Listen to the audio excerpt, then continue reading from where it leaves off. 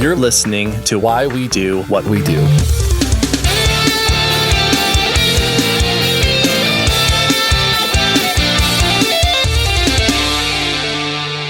Welcome to Why We Do What We Do. I am your Toxic Avenger host, Abraham. Oh, man. And I'm your recently received superpowers from radiation host, Shane. Wow.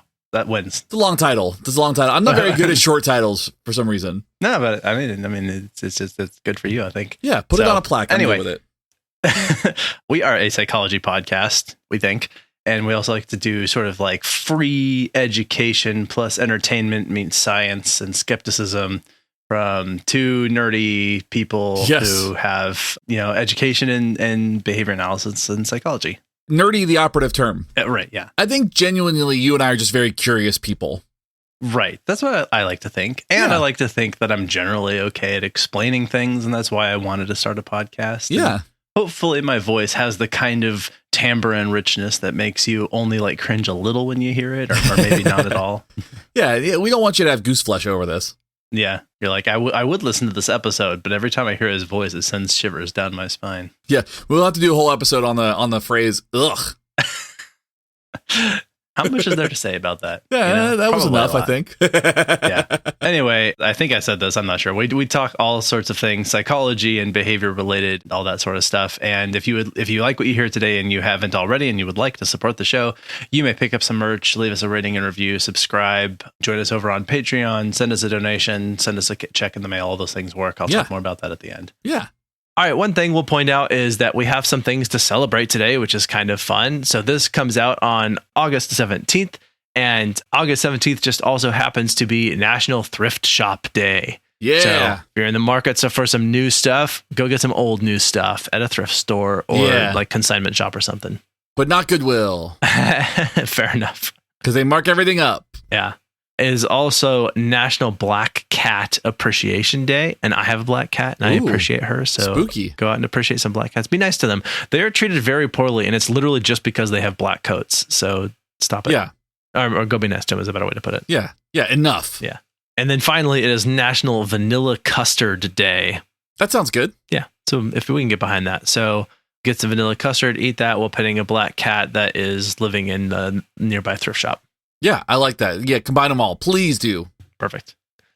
All right.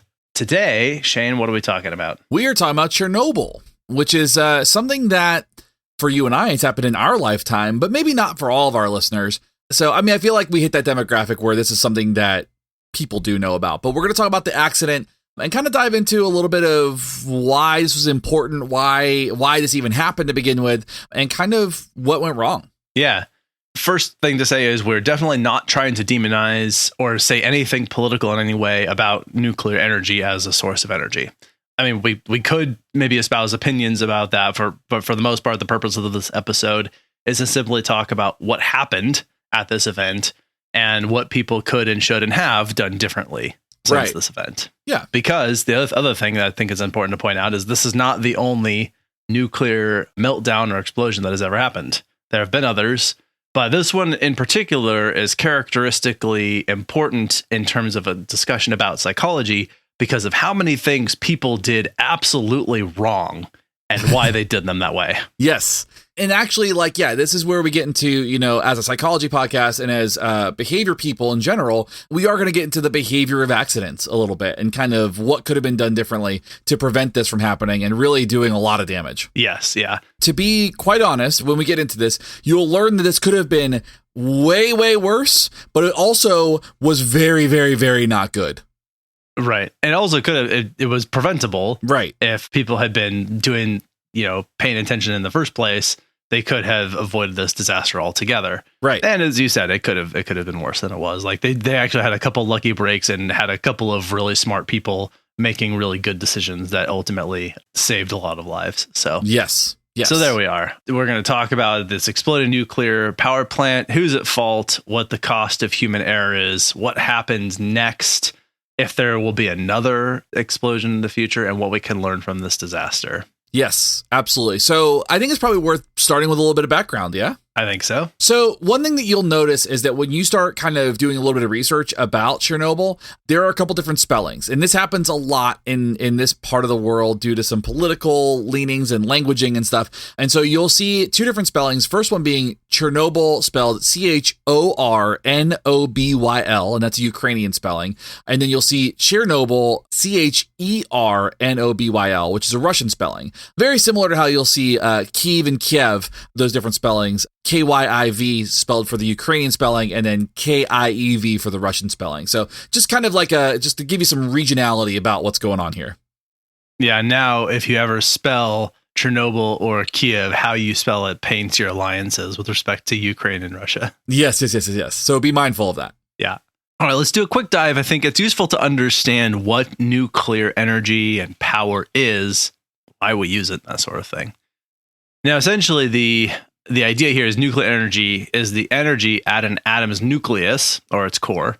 And nuclear energy can be used to create electricity, but it has to essentially be released or extracted from the atom. Mm-hmm. And so we need to talk about how we figured out how to do that. Yes, because splitting the atom is very dangerous.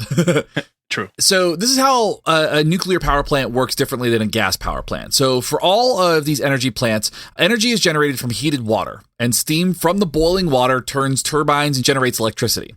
Now, the heat source is the main difference in the various types of steam electric plants, and the heat from a self-sustaining chain reaction boils the water in a nuclear power plant. So again, that is a self-sustaining chain reaction which boils water and then produces the heat source to kind of generate to push those turbines and make that happen. Now, coal, oil, or gas is burned in other power plants to heat the water, so it just kind of does something a little bit different. But what we see here is a lot of heat is generated in these nuclear power plants. Yeah, and for most forms of energy, turning the turbines is that's the key thing. Even when you look at hydroelectric, usually it's water that are turning the turbines. If you're looking at coal, basically what they do is they burn coal, which heats water, which releases steam, which turns turbines. So in this case, it's that you are splitting apart atoms. When you split apart atoms, they release energy. Energy is usually released in the form of heat. The heat heats the water, which creates steam, which then turns the turbine. So the turning of the turbines is the main goal always. Yeah, I think the only one that doesn't really turn turbines is solar energy, but that's because the heat is automatically collected rather than having to be generated. And wind energy too, I think friction from the turbine that will end up producing the heat that's needed to turn, or the turbine itself is in. I don't really understand wind energy. All I know is it's deadly to birds. That's all I know. And it puts so much gas in the atmosphere. Yeah. By spinning around in circles. It's in the name. The turbines themselves are that's the wind is just moving them rather than it being heat that moves the turbines. The wind moves the turbines.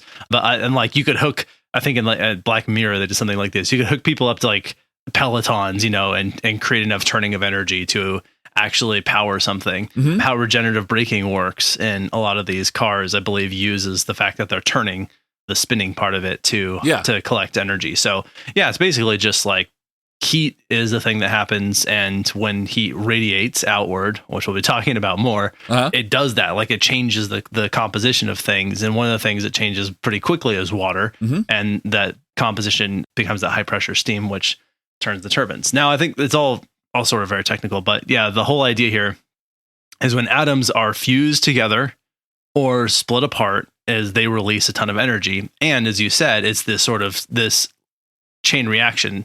Now, particularly when you're splitting atoms, fusing or splitting atoms, however you're doing it, it just doesn't require that much raw material to create a lot of energy. Right. And that's why it's more or less self-sustaining, because once you kick the process off, it just keeps going, because the atoms will just keep decaying and causing others to decay and keep and splitting and that sort of thing. Right. So what ends up happening in a nuclear power plant is that the power plant will generate heat in the core, right? And it's a nuclear core. And that's where kind of that degeneration that you just talked about happens. Those atoms are split and they continue to split and they continue to decay. It happens in that core, and the heat in that core and a series of pumps surrounding the core produce a kind of a constant flow of cooling water through the core, around the core, and all that. And the core's heat will turn that water into steam. Okay, steam spins a turbine and then it produces energy. Now, the problem is if there's not enough cooling agent, if there's not enough water to keep the heat at bay, then that's usually when problems start to occur, when it gets too hot in certain areas. And you'll see like some emergency procedures where they'll flood cores with a ton of water. I mean, as a matter of fact, I will give Christopher Nolan credit on this in Dark Knight Rises. When the bomb was about to go off in Gotham for that nuclear fusion, that fusion power thing at the end of the movie, spoiler alert, they flood the entire basement. Like that was a safety mechanism to prevent that from overheating. And that's because of the nuclear reaction that could come out of an overheated core. Right.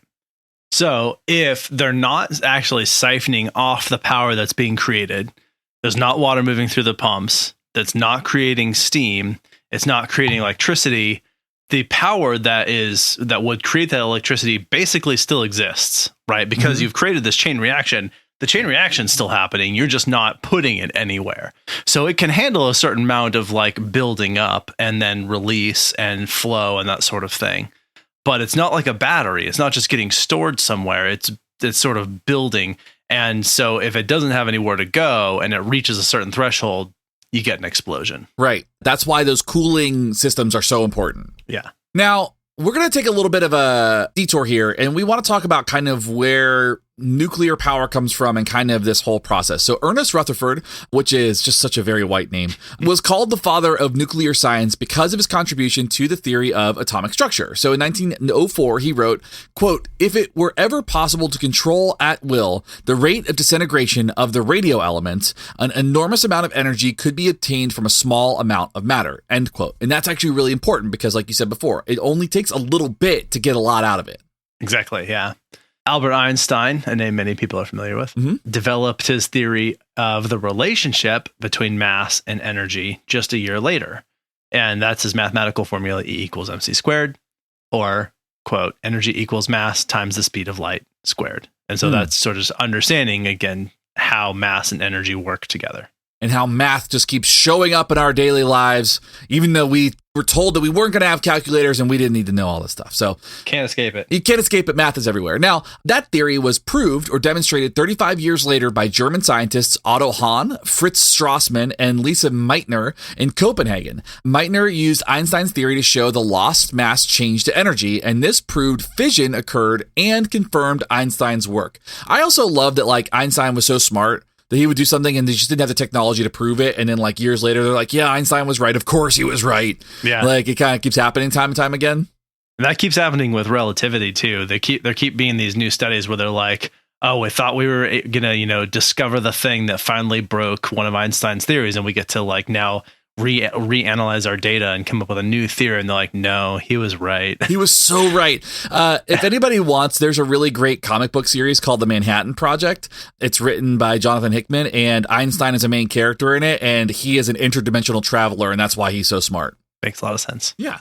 Anyway, point being, we have very smart people who are thinking about these things. And I think I'm going to be charitable and assume they really mostly had the best of intentions here. Sure. They were looking for as the population explodes and human, the needs of mankind, increasingly consume energy and that sort of thing, that we're going to need sources of energy. And I'm sure that some of it was purely speculative and theoretical, but I believe they were probably benign, or at least, they were probably at least thinking this wouldn't be harmful. But yeah, I think for the most part, people are looking for a solution to a modern problem, and somebody goes, that's cool, can we weaponize that? And that's usually where it goes wrong. Right. All right, so let's get an idea of the timeline here leading up to Chernobyl.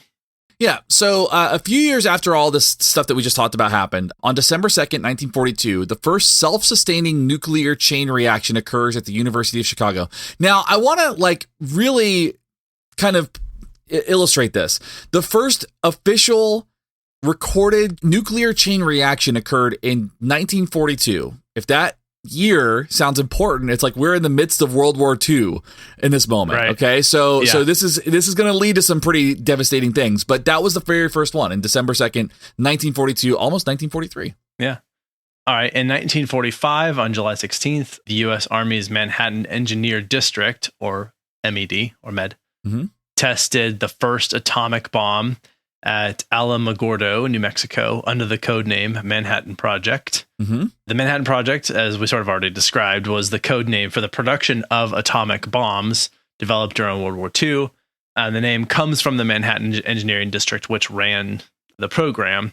And so, again, not going to necessarily dive in the science of like atomic weapons and how they work, but the similar idea of if you can rapidly create a chain reaction of splitting atoms, like you don't need that much.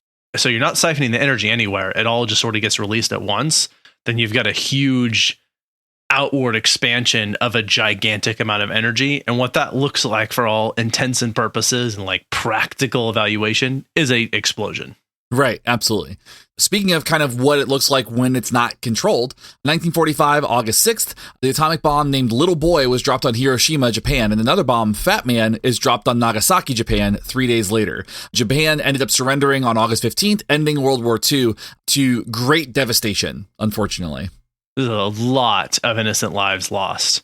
And we might get back to this, but there's a reason that those, even though those were nuclear weapons that were dropped, they did not create an area that was uninhabitable for humans.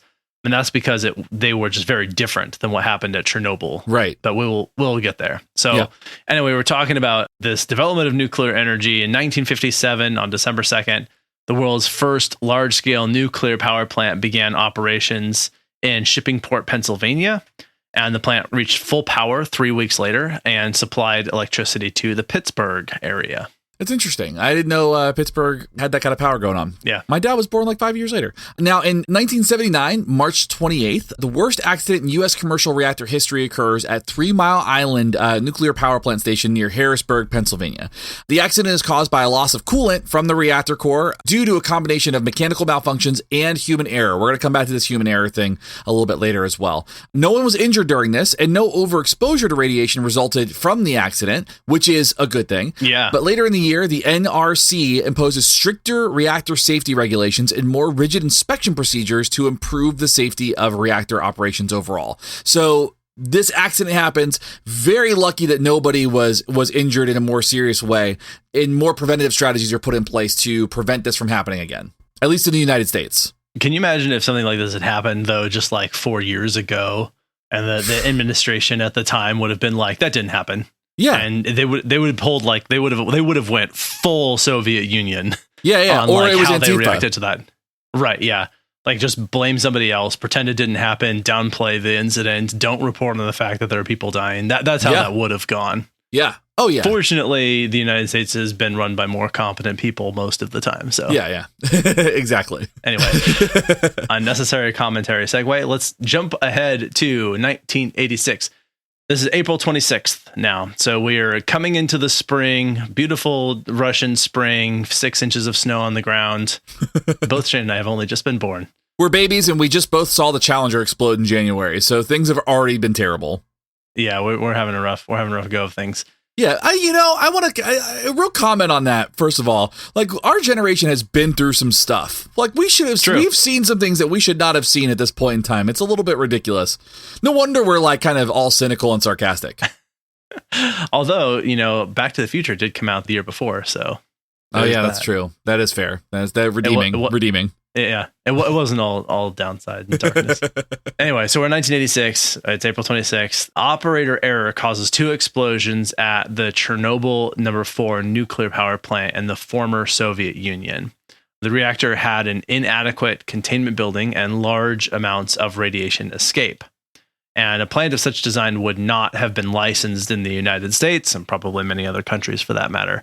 But yeah, they basically just they adopted different regulation standards that were not as safe, probably in an effort to cut costs. Yeah, this is the tragedy that we're going to spend time talking about. But before we get into this, I think it's worth kind of taking a moment to hear from some people before we dive into kind of where this happened, what happened, and kind of the next little bits of this episode. So let's hear from people that want to sell you some things.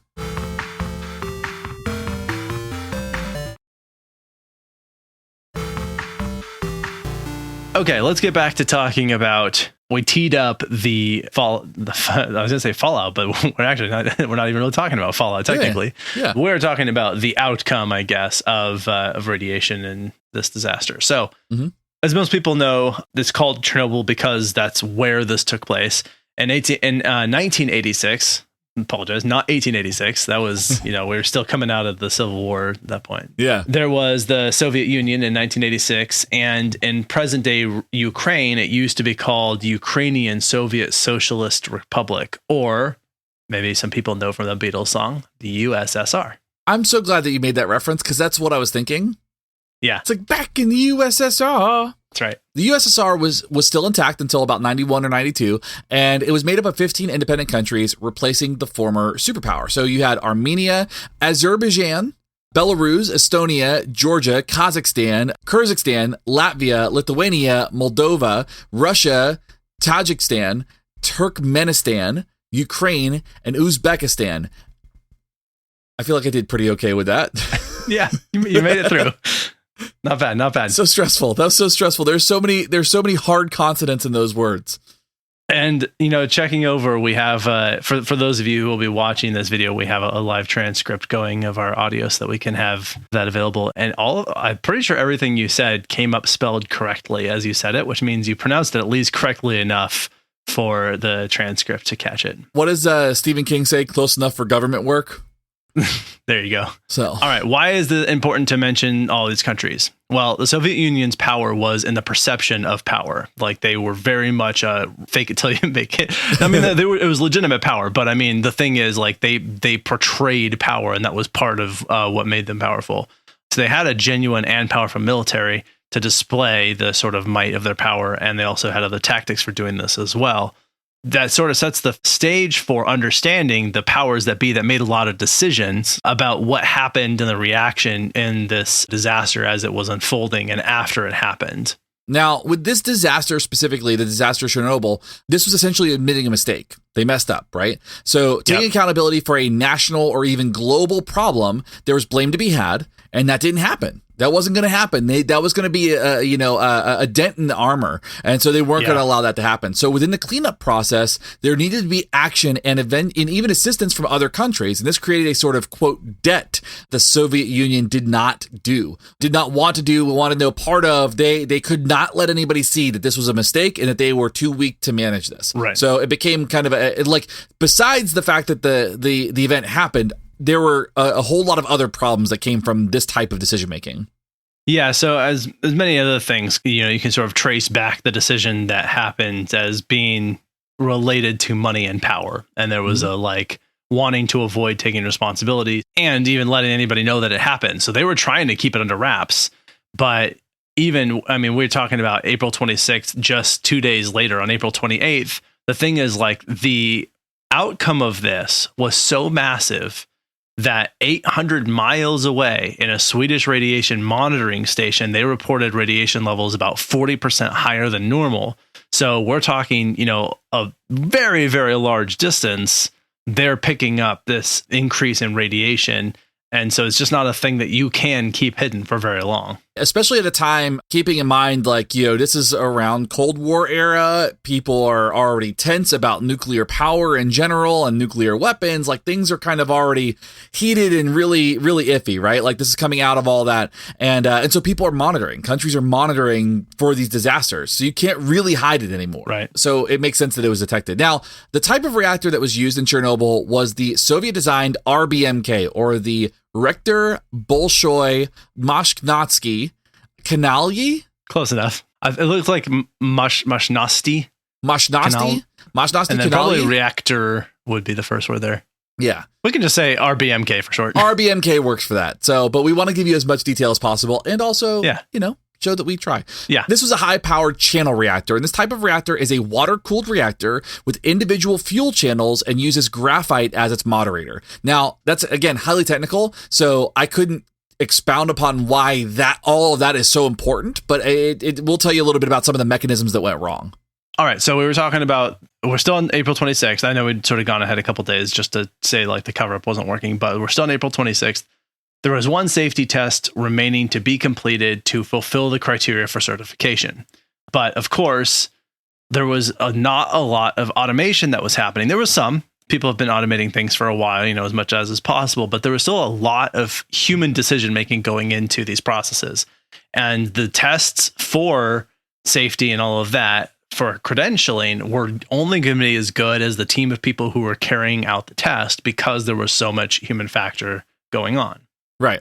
Now, 3 trials prior to this test specifically on this date, they all failed, which should be a significant problem to consider. Yeah. After maybe the first one, we got to figure out what's going on before we go to second, third, or even fourth. Now, the fourth time they tested it, it was tried on April 26th, 1986, and that's where this disaster started to take place. It was meant to take place the day before on April 25th.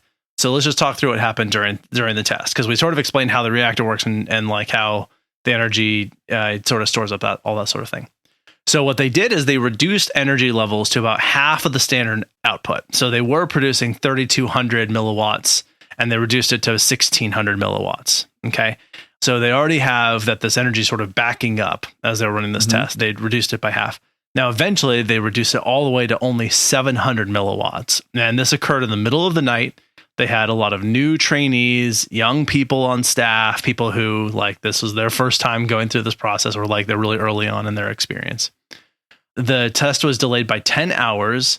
Because the 700 milliwatts was too long or too little for what was needed during the day for people to they're relying on the energy that comes from this reactor, and they couldn't just reduce the output to that if they were, during peak hours of electricity usage. So they basically waited until the middle of the night so they could reduce it by that very small trickle. It wouldn't be problematic for the people around.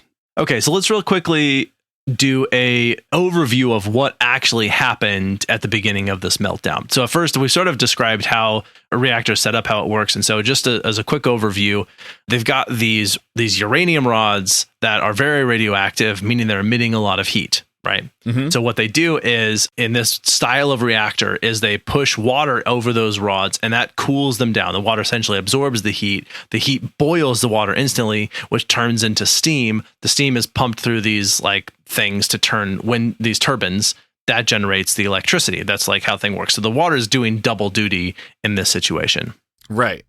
So then another part of this is within these reactors, there are these control rods. And what they do is they are essentially placed between the uranium rods and in the kind of the overall reactor to help displace the heat a little bit and prevent the heat from kind of taking over and overwhelming the reactor. And a lot of times these cooling rods are specifically designed as a safety mechanism. They are put in place to ensure, and they're sometimes lowered or removed, right, depending on the level of reactivity and whatnot. Right. So they will lower them into the reactor in between to kind of break it up, to prevent that kind of that wholesale spread of heat that would lead to an explosion like we saw.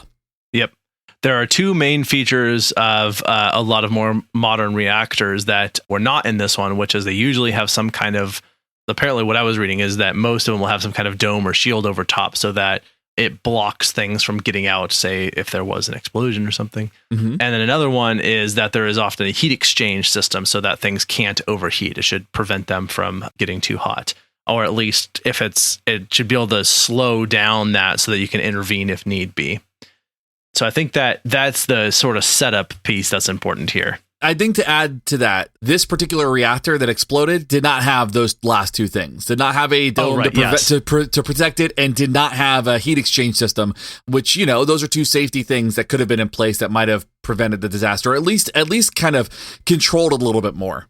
Yeah, thank you. That was the reason I should have said why I even mentioned those things. That's a relevant part of it, is the fact that they were missing here. Yeah. So what happened, Abraham?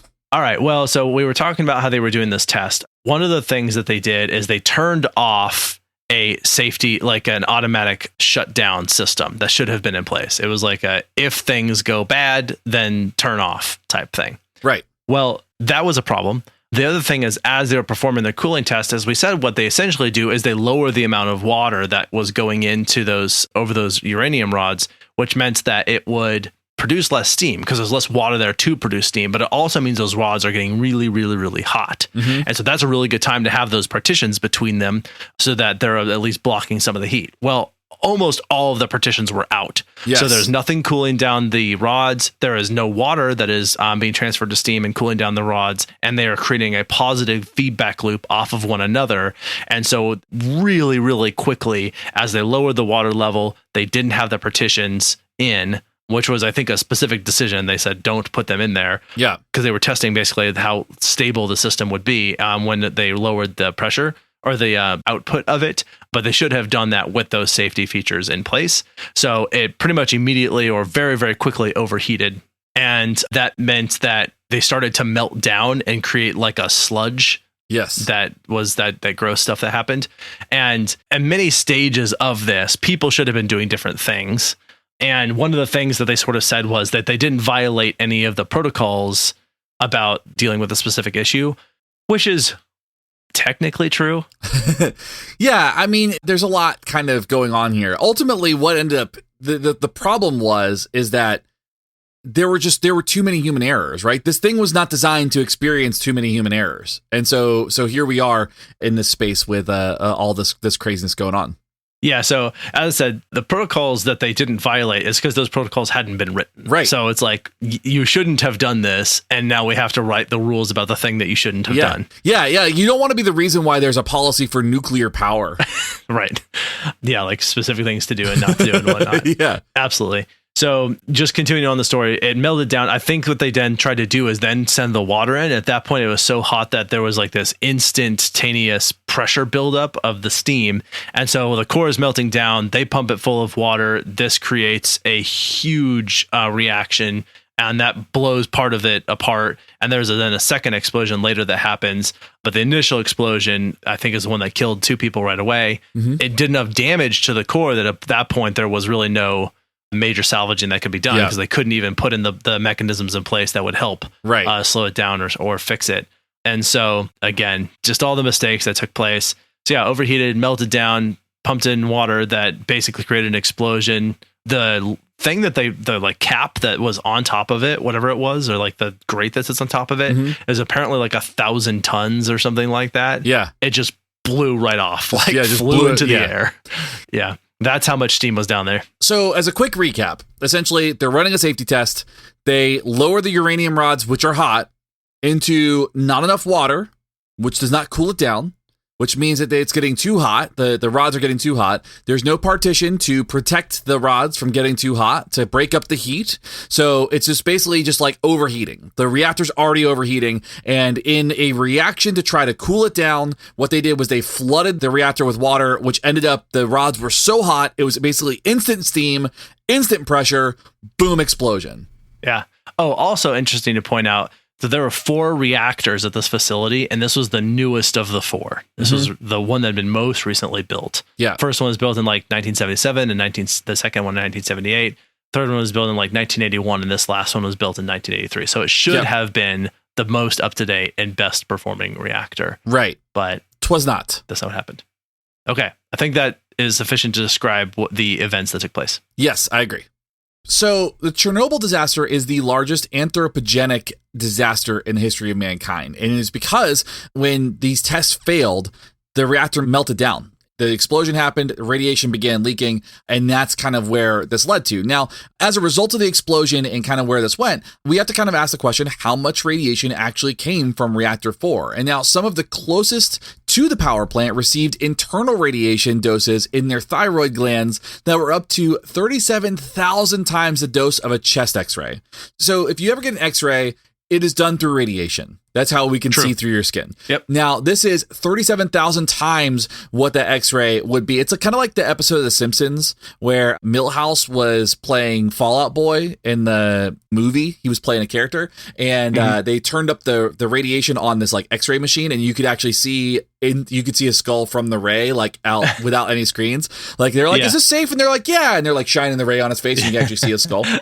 It also reminds me of, I don't know if this is the same episode, but the one where they were doing the movie and they decided they needed to use real acid or something. Yes. The goggles, they do nothing. The goggles, they do nothing. Yes. Radioactive Man and Fall Out Boy, yes. Yeah.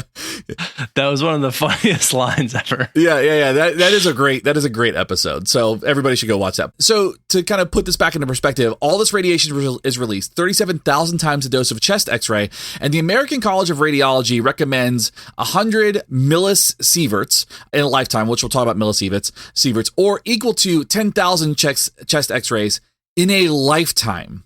This was more than three times. Yeah, this is more than 3 times the amount that was recommended for a lifetime that these people were exposed to. Yeah, exposed to all in like a matter of hours or less. Yeah, or less. Yeah, exactly. All right. So what does it mean for living organisms to be exposed to this extreme radiation?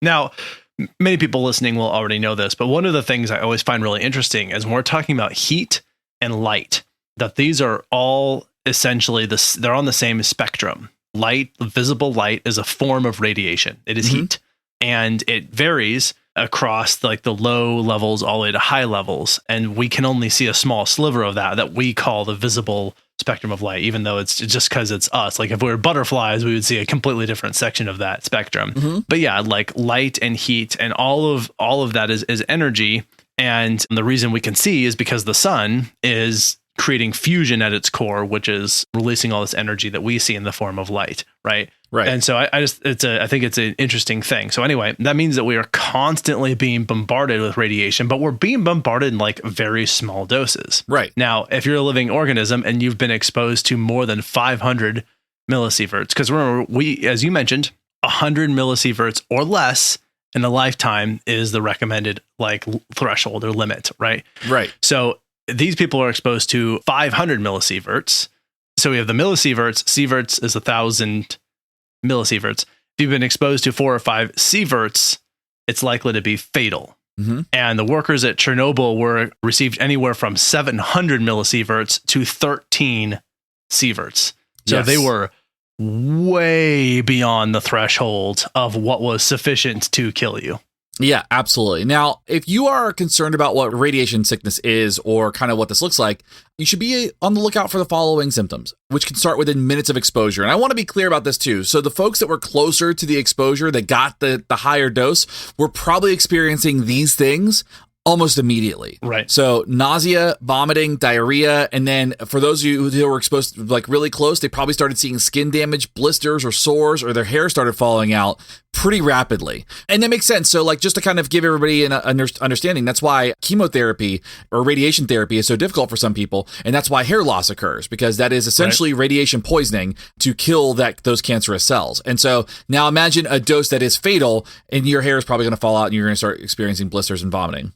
Yeah, and so essentially, I was trying to like really look up what is happening in exposure to radiation, and it's kind of you could think of it as, because it's a form of heat, it is kind of cooking your cells. Yeah, but it doesn't necessarily feel like heat, not directly, at least not right away, because again, it's a very different form of it, and we're used to feeling heat in a different sort of part of the spectrum and that sort of thing. Right. But essentially, yeah, it will start ripping apart the cells in your body, and in particular, the cells that are related to your DNA. Now, our DNA is pretty good at repairing itself, but first of all, mistakes can happen when it's repairing itself. And second of all, it can't keep up with just constant destruction. Right. Like it can only go so fast. And this is like just shredding people's DNA and cells. And so that's why main structures particularly the more like vulnerable structures of our body and flimsy structures like our hair start to fall apart right away, is because like those were the most susceptible to that damage. So we'll probably talk about this in a minute, but on the TV show Chernobyl, which was a fictionalized sort of dramatized telling of this event, but they did try and stick fairly close to the events of the actual disaster. They showed an image of someone picking up a piece of radioactive material. Like they held it in their hand. And I mean, seconds later, their hand, not seconds, but like minutes later, their hand is like a blackened blister because basically they just cooked their hand. Exposure to like extreme radiation. Right. That was probably a person who was like hitting that 13 sieverts, you know? Right. It was just absolutely wrecking the cells of their hand. Yeah. It's real bad. Yeah. If we haven't made that clear, it's really, really bad. It's awful. This is such a terrible way to go. And it's so difficult to do anything about because it's absolutely shredding you from the inside out. So the radiation, when it gets in there, it's going to damage a lot of the sort of soft tissue. It damages your organs, blood vessels, bone marrow. It's going to result in diminished blood cell production. because it's just tearing your body apart this way. Most people who die from radiation sickness die from infections or internal bleeding, and otherwise like organ failure as well for probably the people in this situation. Yeah, just to kind of like to really put the picture in everybody's head. Essentially, this liquefies you. Yuck. That's the best way to put it. I mean, it damages, like if it damages your soft tissues, like your organs, if it damages your blood vessels, which are essentially the transports for your blood, and your transports are all broken, all the roads are broken, then you're just going to bleed out. And then your bone marrow you can't produce enough white blood cells to fight the infections. You're not producing all the things that you need. I mean, it's really, really awful. And that's what makes this tragedy even worse, is those workers that were exposed to those high doses that were fatal. It's really, really bad. I mean, for those people who do recover and who were exposed to it, recovery for those people could have taken up to 2 years. Because you're talking about repairing, like you mentioned, repairing DNA, repairing body structures, like continuing to get blood transfusions and making sure those infections are going away. But unfortunately, those folks that took some time to recover likely never fully recovered and actually had a higher risk of cancer, because during repair sequences and like cellular repair, those kind of mutated cells can turn into cancer cells and create other issues. So all of that's bundle of joy. We'll let you ponder what it would be like to be liquefied, and you can do that while listening or ignoring some ads, and we'll be right back to talk about some other approaches to how one might deal with this. Yes.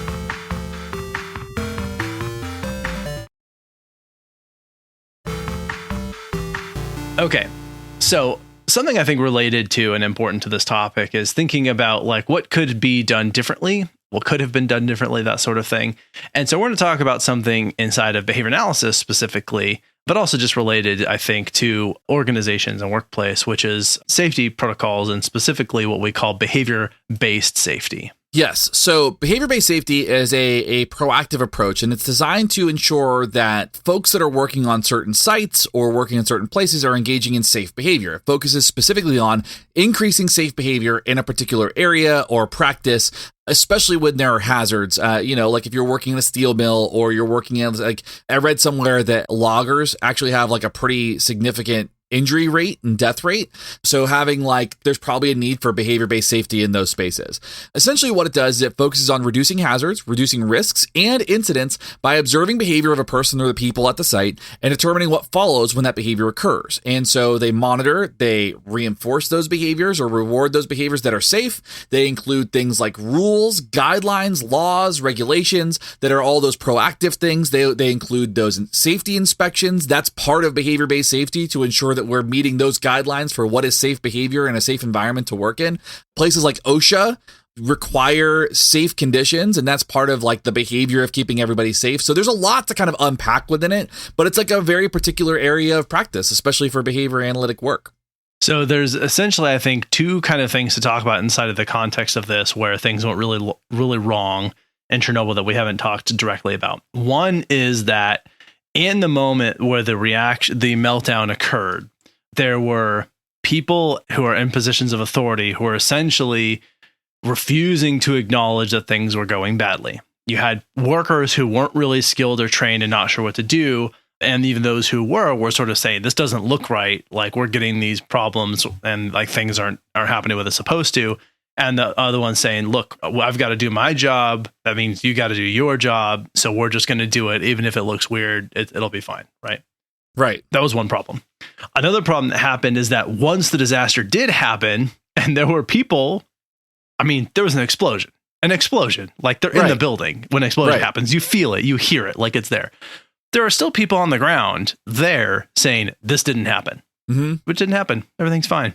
And they were sending people into the exploded area where they're going to be directly exposed to high levels of radiation. Right. And then they come back and like they're now contaminated with radiation. Their clothes, everything they touch, everything. And so they were like sending people into high levels of danger. People who were saying like, I don't want to go in there. I don't feel safe. And they're like, do it. This is the USSR. Too bad. Right. There's a lot of decisions that happen that put a lot of people at very unnecessary levels of danger. Another is that because they didn't want to report this, they were like not letting other people in high levels of authority know what was going on. And so there were people nearby who were like basically innocent bystanders gathering to say, what's going on? And they have people show up on the site to help with cleanup who are just walking right into an extraordinarily radioactive zone. to try and help, which, good on them for trying to help. But like literally everybody who's within 10 miles of this is going to get extreme exposure to radiation. I'm not sure what the exact levels are, but I know that you didn't have to be very far away to get enough radiation for it to be damaging. Right. Right. And then there's a third level to this, which is that, all right, this has all happened. People are now acknowledging that it happened. But then, as we mentioned before, the government like won't tell anybody. They won't report to other countries. They're not asking for help. They're not like letting these victims go to certain hospitals because they don't want the news to spread. Right. And so there was all of this attempt to suppress the information to prevent like people from finding out what happened, and also incidentally preventing actual actions from taking place. So there was basically like 3 levels of poor decision making, a lack of orientation to safety, and even critical thinking, and basically like taking responsibility. And it even got to the point where those people who had the obligation to report on this were being told to keep their mouth shut. Like going to a hearing was like, oh, we need to report what happened. And they're basically saying, you better not spill the beans on what happened here. And fortunately, there were some scientists who were like, I'm unwilling to keep my mouth shut about this. And they went on record anyway. And so because of them, we were actually able to learn from this event, and people's, people were able to be saved, and appropriate steps were taken to help mitigate this disaster. But this adherence to downplay the event, let's not talk about it, let's not address it, let's not admit mistakes, let's point the blame elsewhere or say that didn't happen. This denialism and this like authoritarian approach in their governments to how to deal with this killed a lot more people than it should have. Well, and just to kind of further expound upon how devastating this was, I just pulled up, there's a photo that you can pull up called the elephant's foot from Chernobyl. Have you seen that yet, Abraham? I think that I have, but I'm going to Google it while you talk about it. Okay. So the elephant's foot is a molten mess of radioactive material that at one point in time was so radioactive that any human standing in its presence, it would kill them almost immediately. Like it was so radioactive. It was so bad. Oh, yeah, I do see that. It beams out enough radiation, and on this article that we've got, it was actually putting out enough radiation of over 10 billion bananas. And if that sounds weird, bananas are radioactive. Okay. Because they're radioactive due to the potassium, they're just saying basically 10 billion bananas could kill you, over 10 billion bananas. But apparently, as of 2019, this thing is still hot enough that it's still producing and emitting radiation within the ruins of Chernobyl. So like it's still a radioactive site from 1986, 35 years ago, so 36 years ago, we're still talking about how dangerous this is. Not quite as dangerous as the day that the meltdown happened or like the subsequent decade or so afterwards, but it is still a very dangerous place to go. I mean, that's how devastating this particular accident was. Man. Yeah, there's a picture of someone taking a picture of it, and also just like seeing it creep through. And I think the reason they probably call it the elephant's foot is because it's this kind of gray, sludgy, amorphous. It does kind of look like a foot in a way. I mean, not quite like an elephant's foot, which just kind of ends at its leg. This one looks more like a human foot, but gigantic and without toes. Yep, absolutely. It's horrifying. Yeah. It's something like if you saw it, kind of like it would look like maybe a stone or like a metal mass, or like it kind of looks like lava. Like molten lava kind of creeping. Yeah. But imagine that is just like it's got the power of 10 billion bananas. That sounds like a good superpower. So anyway, a lot of people made mistakes. A lot of bad things happened. And a lot of people were put in danger for unnecessary reasons. But I think it's worth to kind of talk about the scale. Okay. So like we're just kind of diving into like how devastating this was. And there is actually a scale to determine the severity of this disaster, specifically from a nuclear power plant. In 1990, it was established by the International Atomic Energy Agency, or IAEA. A lot of vowels there. Yeah, all the vowel words for a Scrabble game, I guess. If you pick any of these for Wheel of Fortune, you'll probably be okay.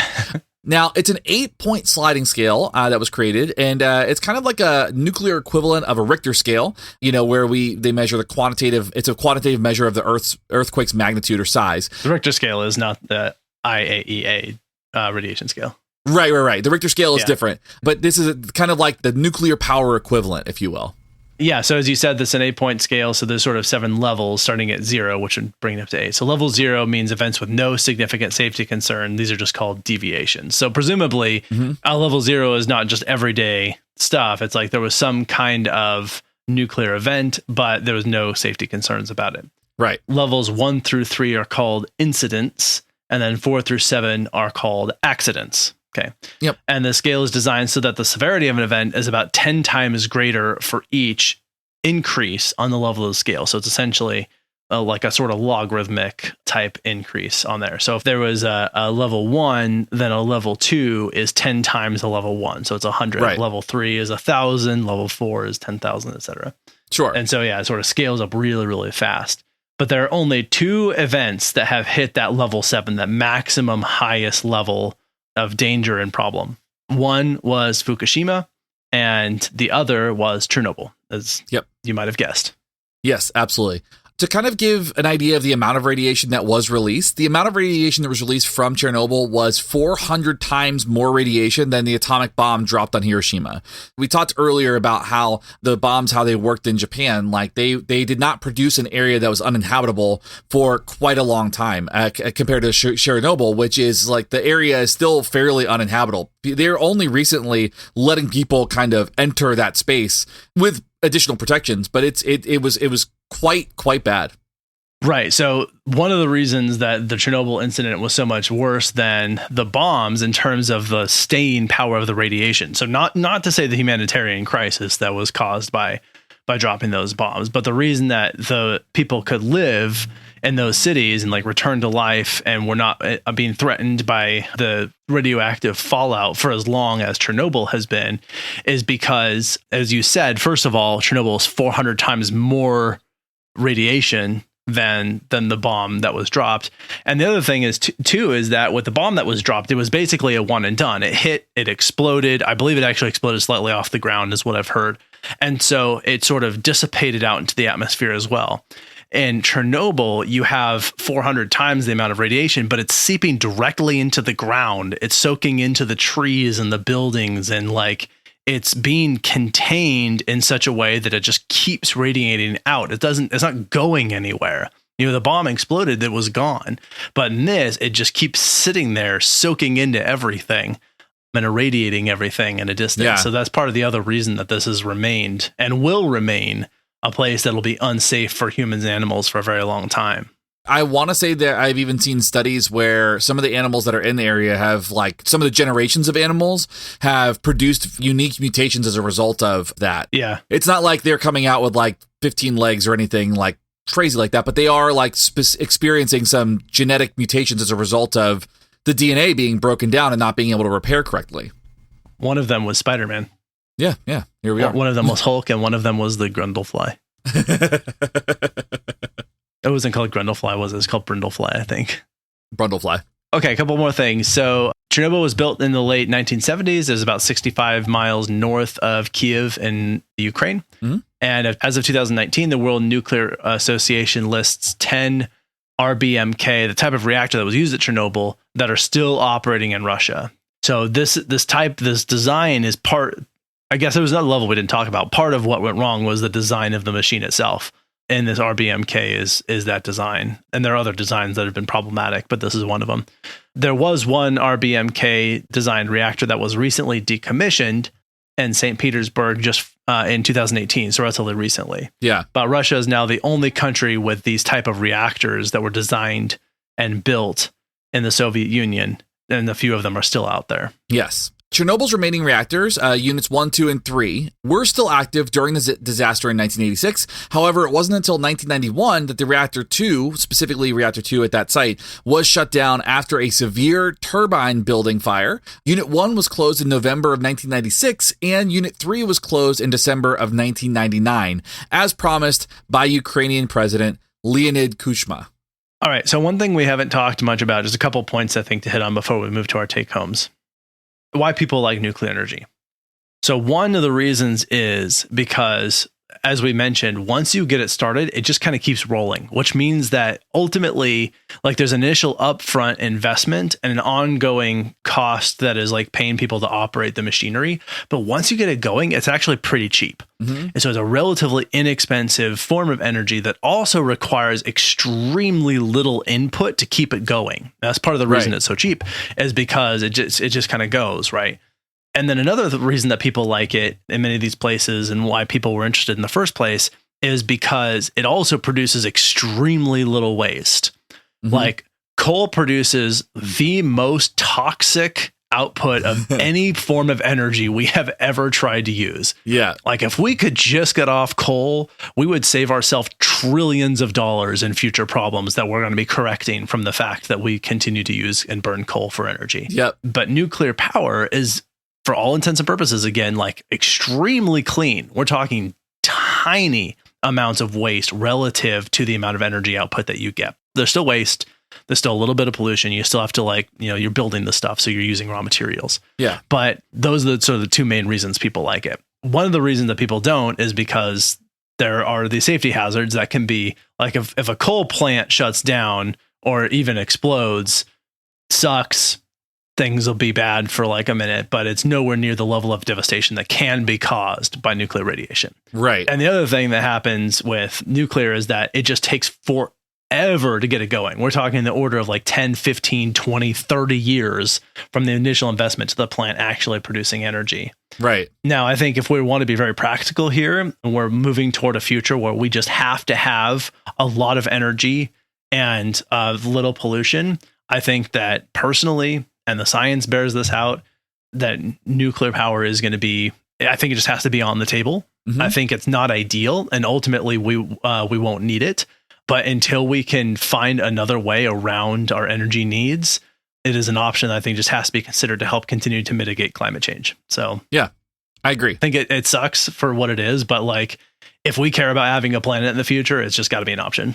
Yeah, absolutely. I was going to ask you if there was a nuclear power plant near you, and I just looked it up and there is not. I didn't think so. But there is one about an hour from where I live. Oh, wow. And I've seen it. I've driven by it. It's in a weird city. It's in this place called Palatka, which nobody likes. There's nothing good that comes out of Palatka. Shots fired. Yeah. Well, believe me, nobody from Palatka is listening to this. They'll hear it in 20 years.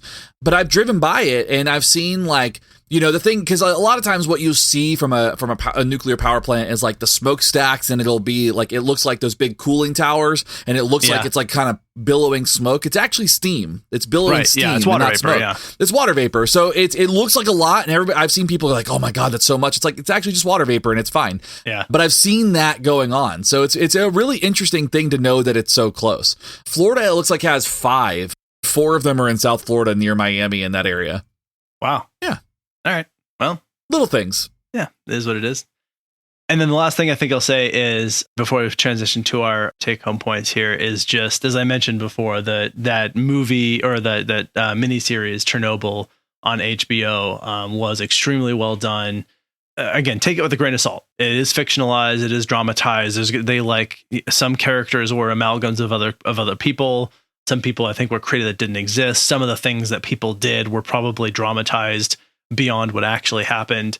I've heard 2 accounts from Russian people who said either this was like very close to what happened, this is really good, and people who are probably on the propaganda wing of the attempt to restart the Kremlin saying this is utter nonsense and none of it's real. Yeah. So there's sort of different accounts that have gone on, but for the most part, what I've heard is it seems like this was first of all, it's very enjoyable. Yeah. So just for the sheer entertainment of it, it's worth a watch. But beside that, I think there is something to still be learned from the show, even though you can just understand that it's not like 100% accurate representation of what went down. That's fair. That's reasonable. Okay, let's go split some atoms for a minute. And while we do that, the advertisers will do their thing.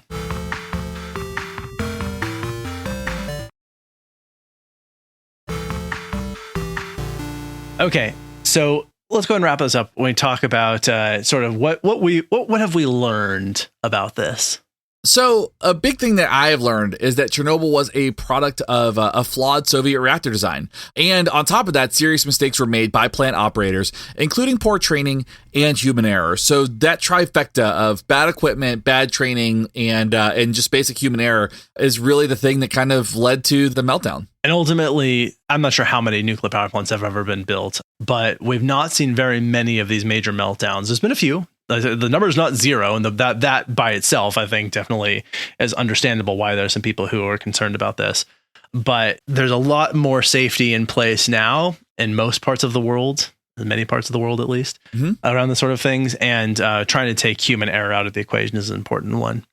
Another thing here, the official death toll directly related to Chernobyl that is recognized by the international community is only 31 people, with the UN saying it could be as high as 50. But there is a lot of controversy over this count because, I mean, obvious reasons. One, they were trying to suppress it. But in addition, they weren't counting people who died like later, but directly due to radiation exposure. So in 2005, the UN actually predicted a further 4,000 people might eventually die from radiation exposure from Chernobyl, although this number for some is also too low. So again, they're not factoring in things, I think, that might be cancer. They're really just that 31 is, I think, the people who died pretty quickly right afterward, who were the people who were on the scene, the person who picked up the chunk of radioactive material, that sort of thing. Right. But there was actually like a lot of the people who eventually died from disease, injury, and other complications resulting from their exposure to the radiation who otherwise would not have died when they did. Yeah, absolutely.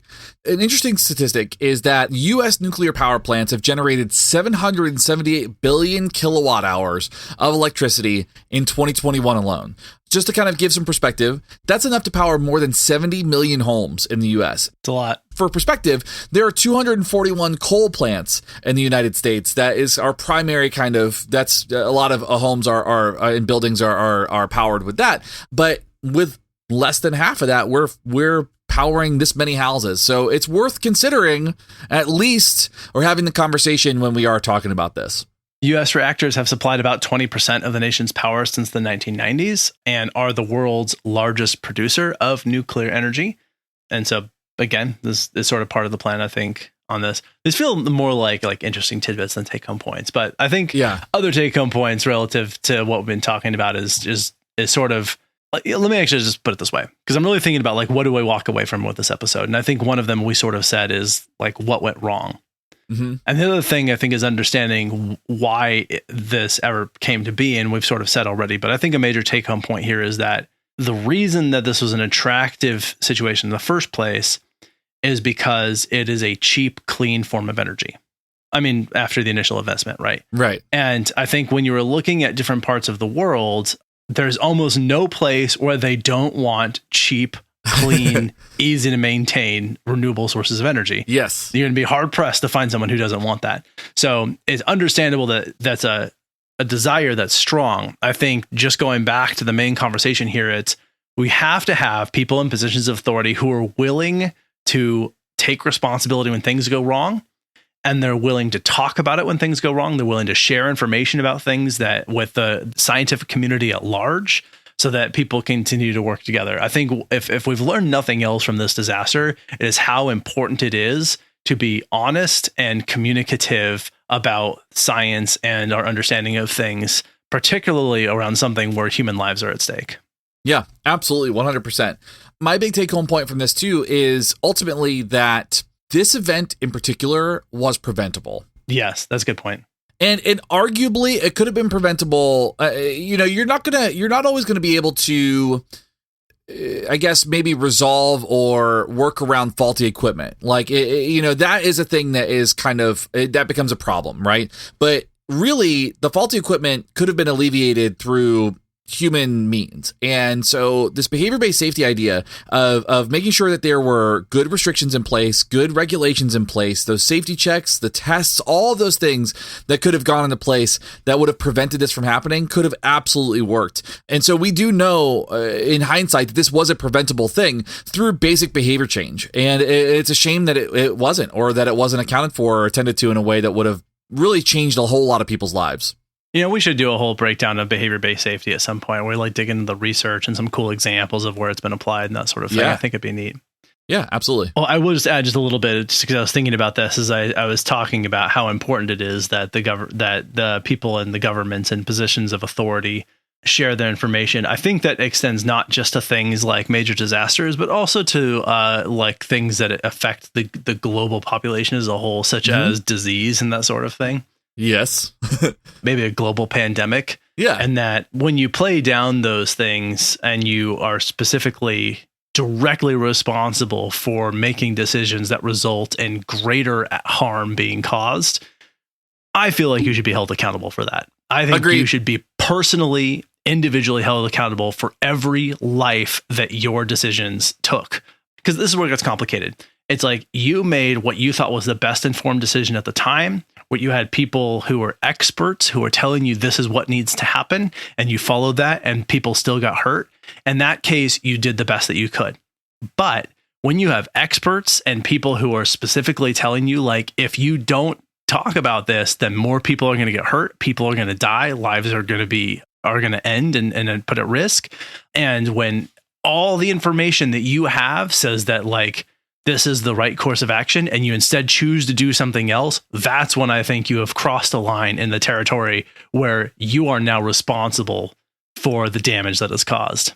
Absolutely. I mean, otherwise, like, why would you ever, like, do any, like, you could do whatever you wanted. You do whatever you wanted. Doesn't matter. As long as you have authority, then you get to get away with doing whatever. Yeah. Absolutely. I mean, I agree because I think when you are in a space where you are a denier, when that information is there and you have a doable solution and you are doing your best with the information that you have, but you're still a denier, then you run into a whole lot of different issues. And eventually you should be held accountable like A1 Alex Jones.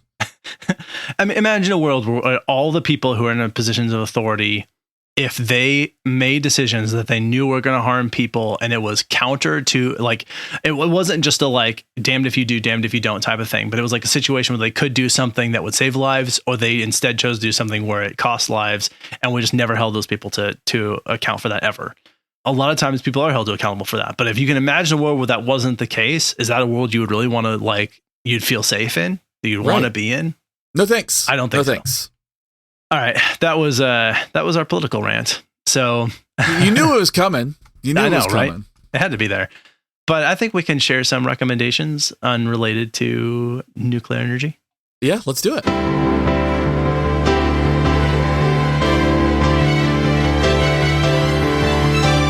Recommendations. I am recommending a product.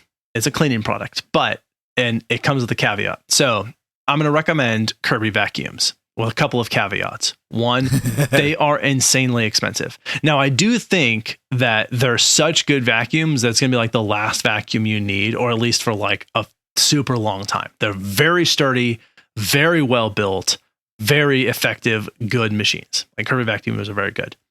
But there's a couple caveats, as I said. One is they're insanely expensive. Two is they are the pushiest salespeople ever. Okay. Now, like, if we were sponsored by Kirby, I'd have no problem telling you that. But you can tell that I'm not, because like I have some other like not super nice things to say about them. And one of them is like their sales tactics are like they're borderline unethical and how pushy and like manipulative they can be in trying to sell you their shit. You're totally like selling me on this whole thing.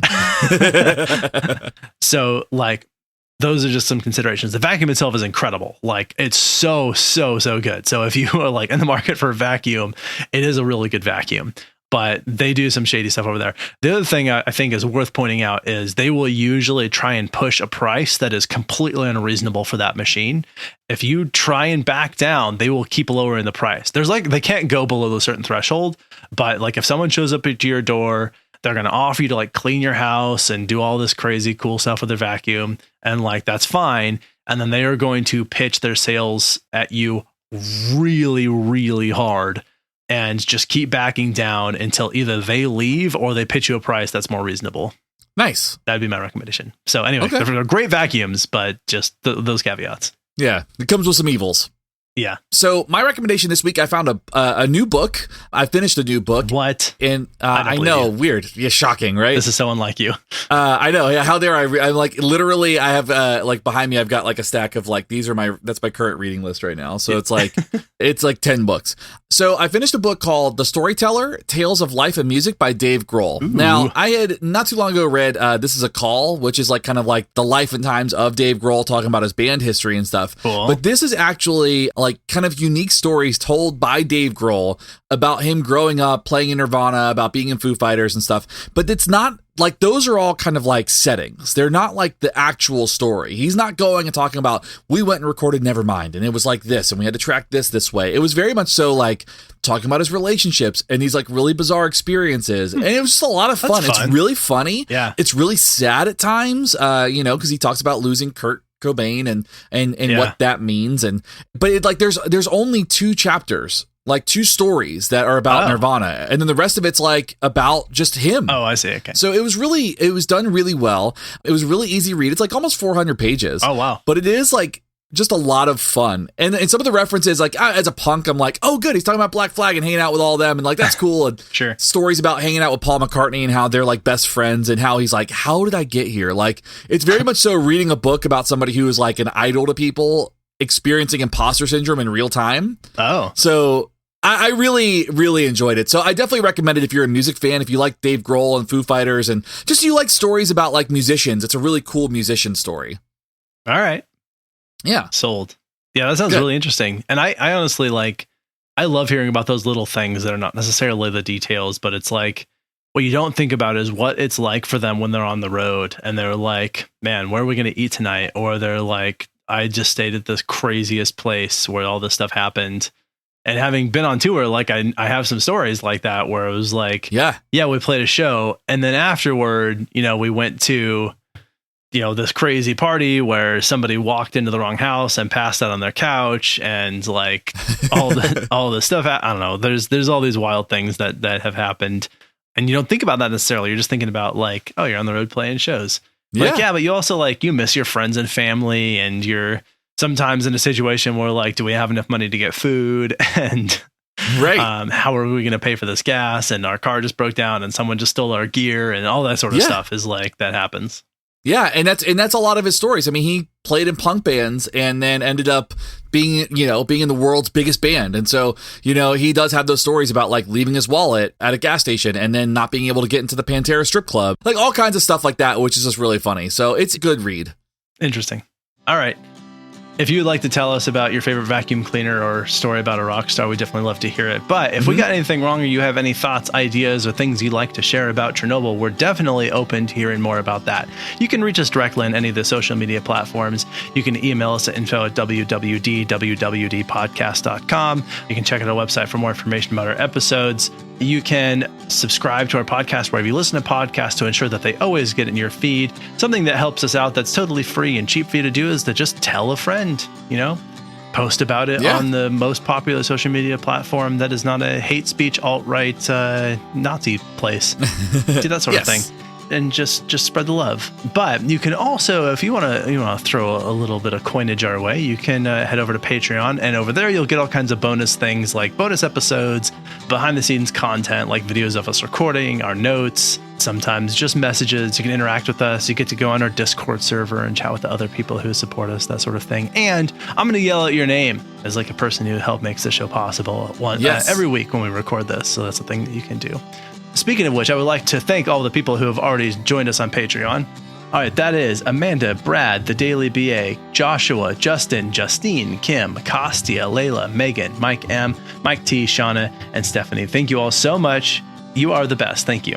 Yes, thank you so much. We appreciate you so much. In addition, I could not do this podcast without the help of my team that includes Justin, Selena, Kyle, Alan, and of course, thank you for recording with me and all of your help on things, Shane. Of course. Thank you for having me. I think that is all that I have. Is there anything I'm missing or anything you'd like to add before we go? Nope, that's all I got. All right, we appreciate you. This is Abraham. And this is Shane. We're out. See ya. You've been listening to Why We Do What We Do. You can learn more about this and other episodes by going to www.wwdpodcast.com. Thanks for listening, and we hope you have an awesome day.